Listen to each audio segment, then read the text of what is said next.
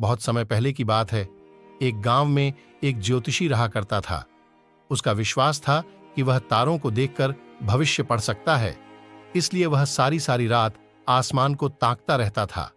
गांव वालों के सामने भी वह अपनी इस विद्या के बारे में डींगे हाँका करता था। एक शाम वह गांव की कच्ची सड़क पर पैदल चलता हुआ अपने घर की ओर जा रहा है।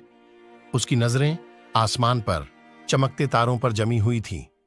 वह तारों को देखकर आने वाले समय में क्या छुपा है, यह पढ़ने की कोशिश कर रहा था।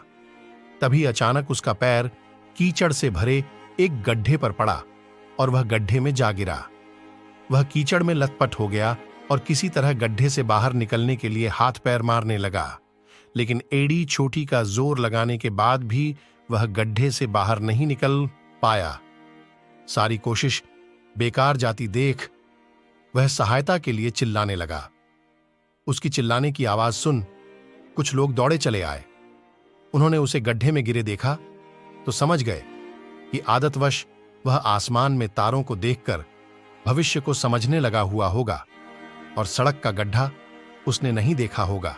उन्होंने उसे बाहर निकाला और बोले, तुम आसमान में तारों को देखकर भविष्य पढ़ते रहते हो और तुम्हें यही नहीं पता कि तुम्हारे पैरों तले क्या है। भविष्य की तलाश में मत भटको, जो सामने है उस पर ध्यान दो। भविष्य अपना ख्याल खुद ही रख लेगा। सीख, हमारा आज ही श्रविष्य का निर्माण करता है, इसलिए भविष्य की चिंता छोड़कर आज पर ध्यान केंद्रित कर कर्म करो। आज मन लगाकर कर्म करोगे तो ये कर्म स्वतः भविष्य का निर्माण कर लेंगे। ऐसे ही नई कहानी वीडियो देखने के लिए अरविंद बाबा ऑफिशियल चैनल को लाइक एंड सब्सक्राइब करें। धन्यवाद।